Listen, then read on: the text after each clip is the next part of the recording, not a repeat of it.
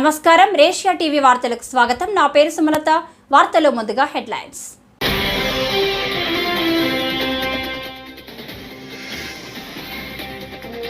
1000 ఎకరాల భూములు చేతులు మారాయి. బోండా ఉమా.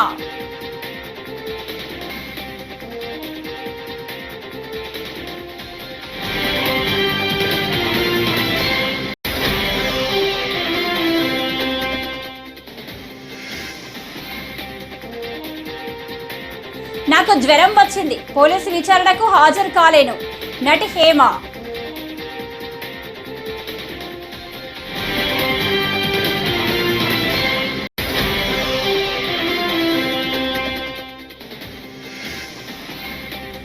ప్రభుత్వం 2 నెలలుగా పెన్షన్దారులను ఎంతో ఇబ్బంది పెట్టిందని మాజీ మంత్రి దేవినేని ఉమా ఆగ్రహం వ్యక్తం చేశారు.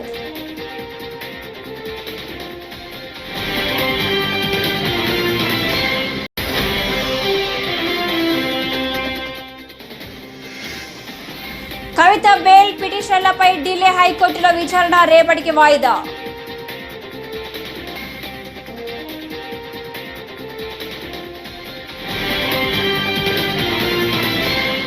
ఇక డీటెయిల్స్ చూస్తే, పేదలు రైతుల భూములను అక్రమ జీవో ద్వారా దోచుకోవడం ఏంటని టీడీపీ నేత బోండా ఉమా ధ్వజమెత్తారు. ఇలా 1000 ఎకరాల భూములు చేతులు మారాయని ఆయన ఆరోపించారు. తక్కువ ధరకు భూములను రిజిస్ట్రేషన్ చేయించుకున్నారని తెలిపారు. ఎన్ఓసీలు ఇప్పటికిప్పుడే ఎలా వచ్చాయో తేలాలి అని డిమాండ్ చేశారు.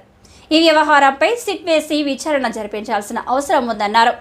ఈ కుంభకోణంపై హైకోర్టు జడ్జితో విచారణ చేయించాలన్నారు. ఎన్నికల కోడ్ అమల్లో ఉండగా స్కామ్ జరిగితే ఎన్నికల సంఘం మౌనం వహించడం ఎందుకని ఆయన ప్రశ్నించారు.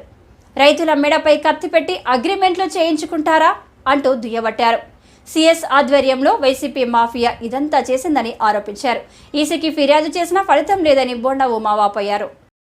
కొంతమంది వైసీపీ పెద్దలు కలిపి ఈ భూదందా భూదోపిడీ చేస్తే వచ్చిన ఆరోపణల మీద ఎంక్వైరీ చేయించుకోవాల్సినటువంటి చీఫ్ సెక్రటరీ జవహర్ రెడ్డి ఆయన ఆరోపణలు చేసిన వ్యక్తుల మీద బ్లాక్మెయిల్ చేసే విధంగా మాట్లాడుతూ సవాలు చేస్తూ ఉన్నాడు, బెదిరిస్తూ ఉన్నాడు నిజాలు వెలికి తీసినటువంటి వ్యక్తుల్ని. నేను అడుగుతా ఉన్నా జవహర్ రెడ్డి గారిని, మీరు మీ మీద వచ్చినటువంటి 596 జీవో ఏ విధంగా జీవోను అడ్డుపెట్టి ఫామ్ డి పట్టాలని కొట్టేస్తా ఉన్నారో వివరంగా మీడియాలో వార్తలు వచ్చినప్పుడు దాని మీద మీరు ఎందుకు విచారణ జరపలేదు?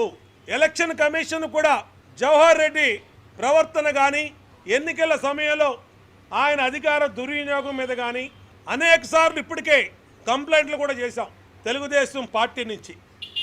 కానీ ఈయన అధికార పార్టీకి ఒక తొత్తులాగా వ్యవహరిస్తూ ఈయన అధికార పార్టీ సీఎం పేషీ నుంచి సీఎం అండతో సీఎం బంధువుల అండతో పెద్ద ఎత్తున భోగాపురం మండలంలో భూములు కుంభకోణం చేశారు. దీని మీద ఈరోజు ఢిల్లీలో తెలుగుదేశం పార్టీ కేంద్ర ఎన్నికల సంఘానికి ఫిర్యాదు చేస్తున్నాము. ఆల్రెడీ స్టేట్ ఎలక్షన్ కమిషనర్ గారికి ఇప్పటికే పలు దఫాలుగా ఫిర్యాదు చేశాం, కానీ ఎటువంటి చర్యలు తీసుకోలేదు. దాదాపు 2000 కోట్ల రూపాయల భూముల్ని 596 జీవో నడ్డు పెట్టుకొని కుంభకోణం చేశారు. ఎన్నికల కోడ్ అమల్లోకి వచ్చినాక చీఫ్ సెక్రటరీ రహస్యంగా విశాఖ వెళ్ళవలసిన అవసరం ఏంటి? వీటన్నిటి మీద ఎంక్వైరీ ఎన్నికల